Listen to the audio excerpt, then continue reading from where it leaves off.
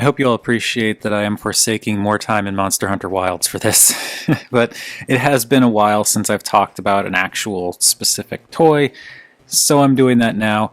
Obviously, the formatting is different because I, quite honestly, just couldn't be bothered setting everything up. That's kind of been the main deterrent for me lately in recording, is just I just don't feel like going through all of the setup with like the lights and the backdrop and all that, so trying yet another new thing. Still got the new microphone, which so far I think the videos sound better.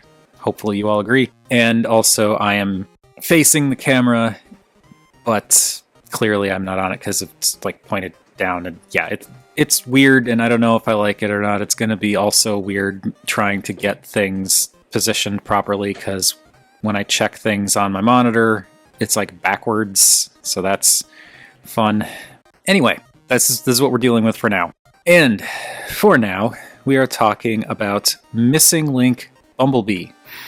Because, of course, I got Missing Link Bumblebee. I still have my G1 original Bumblebee that I got like around 40 years ago at this point. So, of course, I had to get the Missing Link version. I do think it's interesting that when you're looking at them both together like this, if you don't know what you're looking for, you may not immediately know which one's which. I do think it's kind of obvious if you're at all familiar with the G1 toy, but it's still cool. They're pretty much the same size, this is the Missing Link version, by the way. This is the G1. Both the same size. You can see that the colors are a little different. The G1 is kind of like a darker mustardy color almost compared to the G1, or compared to the Missing Link. The Missing Link is a much brighter, almost like primary yellow.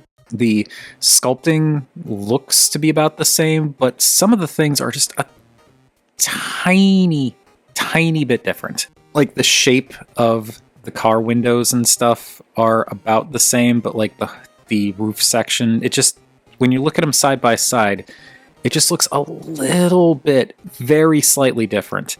And also, you got this happening, where the G1, the little panel that the head is on folds all the way up. On the Missing Link, it does not fold all the way up, and that's kind of annoying, but it is what it is. And also the G1 does this because the arms don't lock in.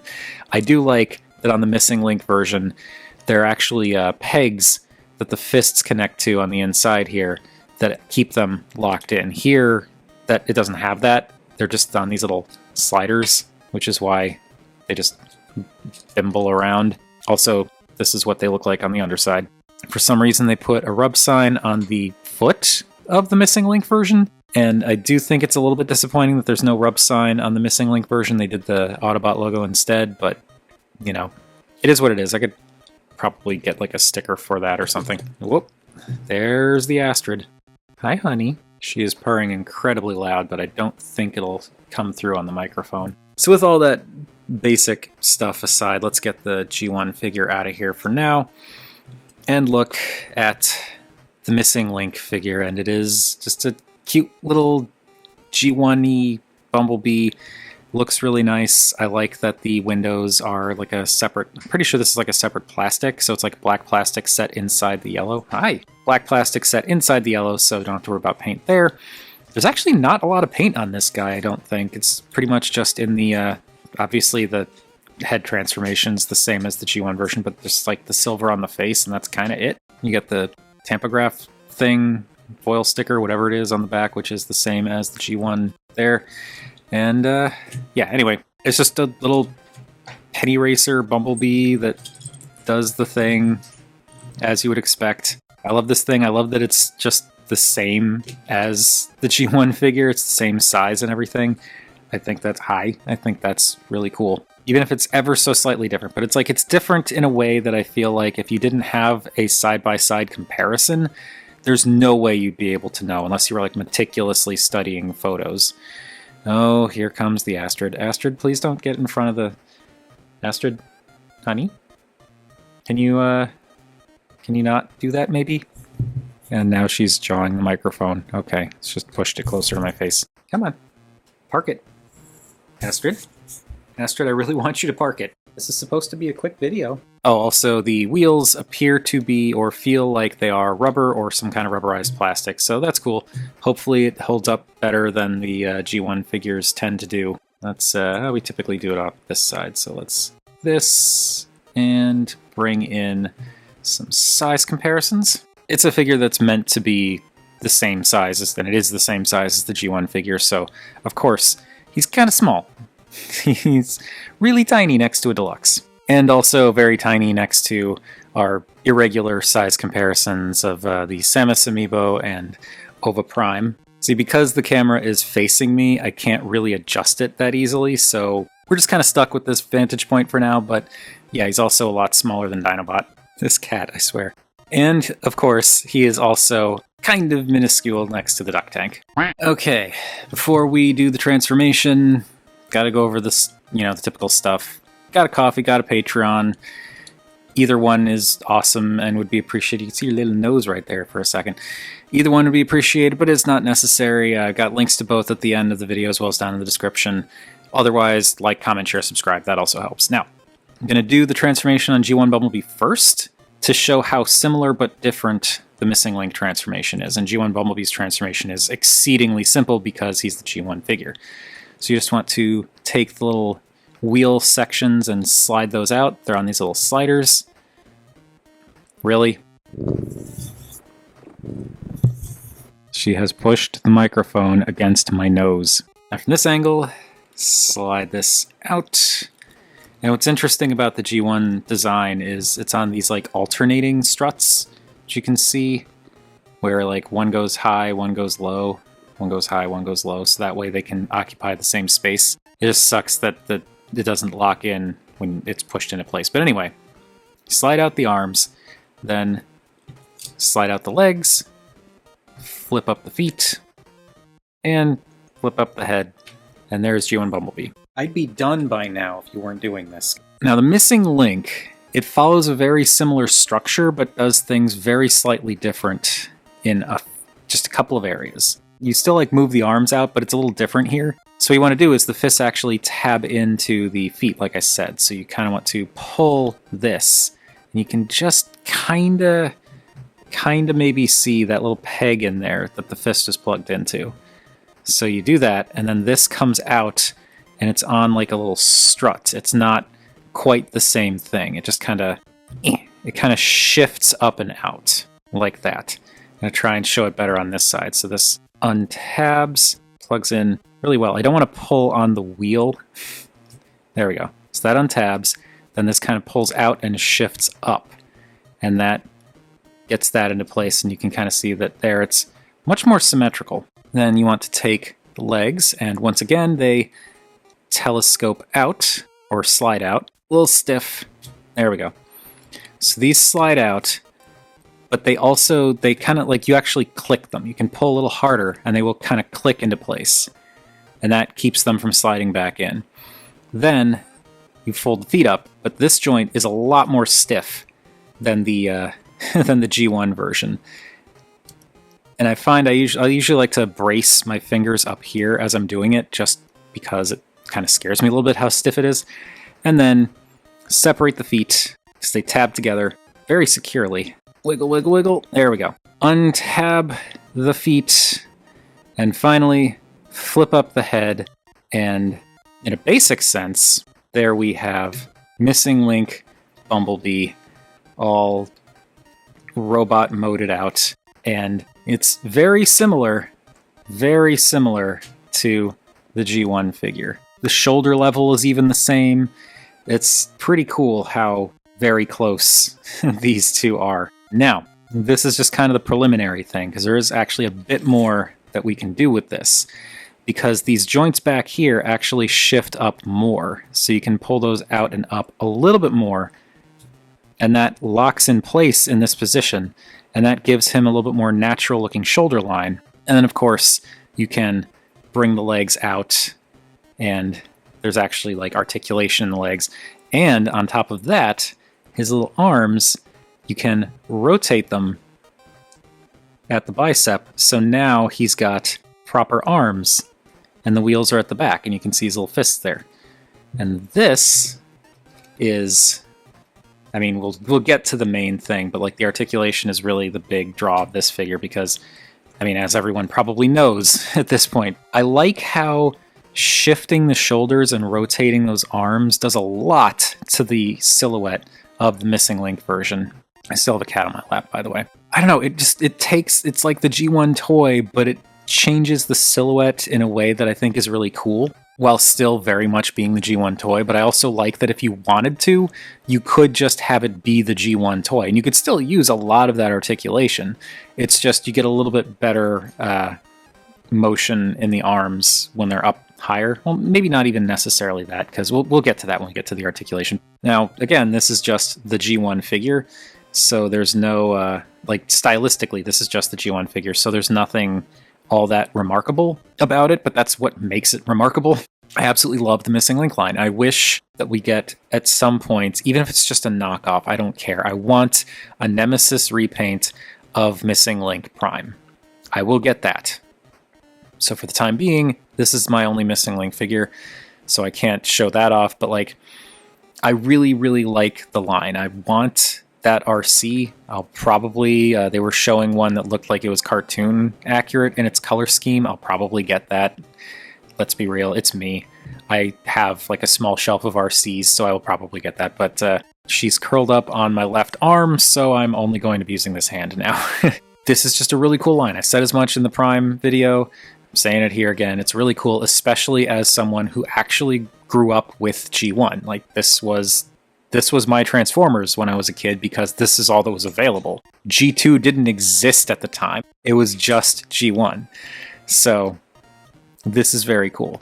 And also, again, I love this. I think this is really neat. And I always thought it was cool how, like, Bumblebee's G1 toy, the head design is cooler on this guy. Like, he's got kind of like the battle mask, I guess.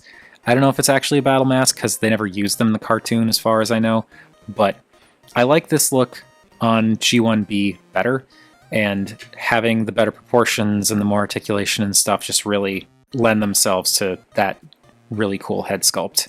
So I am here for this. And just, as you can see, he's actually very clean. Like, he's got wheels hanging off of his shoulders and backs of his fists, but like, other than that, he doesn't really have kibble. I mean, technically speaking, he has none, because he's supposed to look like the G1 toy, and there's no extra stuff.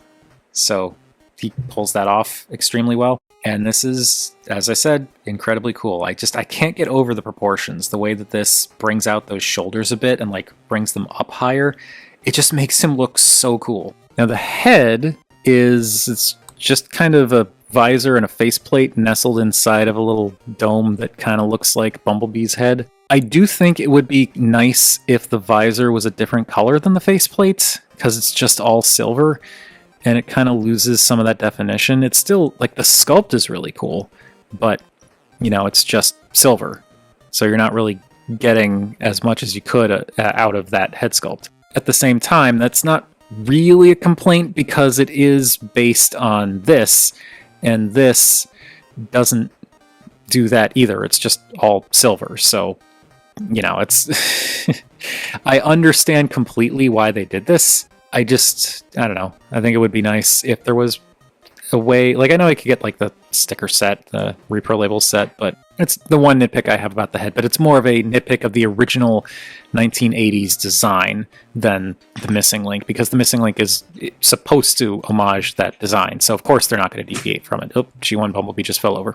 It's another thing. This guy's a lot more stable than G1B. Now, articulation, he actually has it, as I've said before, but yes, for anyone not familiar with the Missing Link B or Missing Link figures in general, they are quite well articulated considering the design. So the head does swivel. The head and panel that it sits on can rotate. It can rotate all the way around. Not that you would really want it to, but it can. It cannot look up, but it can look down. You can have him look into his chest if you want, so there's that. The arms can go all the way around on a slightly thoopy joint. You can kind of go between thoops, but it does kind of lock into place, like soft lock into place at certain points. But you get the in and out motion. You actually get butterfly, which doesn't really have anything to do with the transformation. It's just in there. You do get in and out motion, but it's weird, because if you look at the mechanism back here, this is as far out as it goes. You can kind of shift it down and bring it out just a little bit more, but like, you're really not going to get very far out on these arms, which is a little disappointing, but considering the original version that this is based on has no outward motion whatsoever, I'm okay with that. And you also get a 90-degree elbow, which is new, and a bicep swivel, which, let's show it from this angle, which, yeah, the original does not have a bicep swivel. This does. You don't get any waist swivel because of how this guy comes together, but as you can see, the hips can go out. They can go out that far. That's as far as they go, but they can go out. You also get forward motion. They can go just about 90, and you get a little bit, not much, but a little bit of backward motion. He also has, believe it or not, he has thigh swivels. So you can use thigh swivels. In addition to that, he has what could technically be called a knee. Keep it on camera. So he has a 90-degree knee. So almost 90 degrees at the waist or at the hips, and then 90-degree knees. The feet can also go up and down a little bit because of transformation. And you do get ankle tilt. However, I've seen on TFW that these joints on the backs of the ankles are sometimes, they're either arriving cracked or they crack as people transform and pose this guy.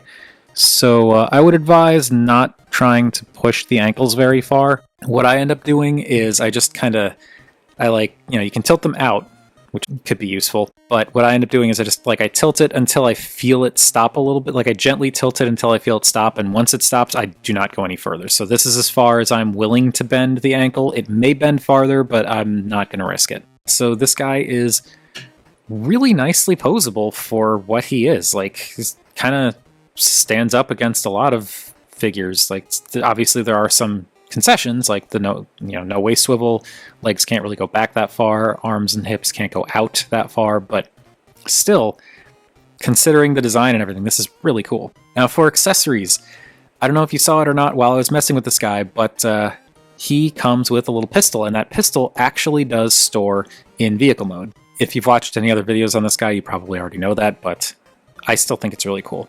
What it is it's just this little spot right here on the inside of his foot where the gun pegs in, and you just pop it out. There's a little peg on the side of the gun and a little hole on the inside of the foot. You just peg that in with the gun barrel facing backwards, and it pegs in, and it sits between the feet in vehicle mode. You'll never even know it's there. And of course, there's a little hole in the fist and a little peg for the grip of the gun. You can just plug that into his hand, and now he's got a little gun. And now you can actually get kind of cool and dynamic with the G1 Bumblebee poses. That's pretty sweet. It's nothing like, stellar. He's not going to be doing like the Iron Man landing or anything like that, but that's still really cool with a G1 style Bumblebee. And like compared to, we've got that for one thing, but compared to the G1 original, like the only articulation you're going to get out of this guy is you can move the arms up and around, but like they're so loose they don't really hold a pose. The head can do this, and like you can do that if you want. And that's it for G1 figure posability. So it is a pretty impressive upgrade. And I think, looking at the two of them side by side, it's so neat. I really like this. This makes me incredibly happy. Did a little off-camera adjusting because now that we've seen all like the fine details of this guy, I figure I can zoom out so we can do proper size comparison. So again, here he is with G1B, and we'll actually switch positions because I try to keep the figure we're looking at on this side. But yeah, there he is with G1B. And here he is with the rest of our size comparisons. He's the G1 toy. He's not big. The G1 original is a tiny fellow, and he is the same height. So this should come as no surprise. And again, of course, he's much smaller next to the duck tank. Alright, before I call it, I just want to I forgot to do this before, blast effects. You can kind of, like the gun barrel is small enough that it actually fits inside, like the blast effect can actually go all the way over the tip of the gun, all the way over. So you could technically use blast effects with this, I guess. It looks a little weird, but you can do it. That is it for Missing Link Bumblebee, and I just... yeah. This video is not going to be very long because it's very straightforward, but like, I don't know how many ways I could just say that this makes me very happy and feels like it was made expressly for me, because I just have so much fondness for the G1 Bumblebee toy, because this was my very first Transformer ever. 40 years, more or less, I've had this specific Bumblebee that is in my hand, and because I've got so much nostalgia and reverence for it, of course I was going to get the Missing Link version of Bumblebee, and of course I love it. It's never going to replace the G1 original for me because I don't have 40 years of nostalgia built around it, but I really like how this takes that original design and just updates it with articulation and nothing else. But anyway, yes, this is great. I know it's like a little more expensive than you might want. It's like basically leader prices, I think, if I remember correctly. Him and Cliffjumper are about that $40 to $50 range. I'm not fussed about the prices that they're charging for the Missing Link stuff. I, of course, would like it to be cheaper, but I'm not, I don't think it's egregious or anything like that. I think it's, for what it is, understandable. But anyway, I feel like the final thoughts section of the video is longer than the rest of the video, but that's all I've got to say about Missing Link Bumblebee. This little fellow is fantastic. Thank you all for watching. As usual, feel free to like, comment, share, subscribe. I said that already. Also, please let me know what you think of this guy. Whatever your thoughts, feel free to chime in down below. I always enjoy hearing from you all. I have not done a proper video outro in a long time, so I'm tripping over my words. But thank you everybody for watching, and I will be back to say more words at you about something pertaining to toys next time.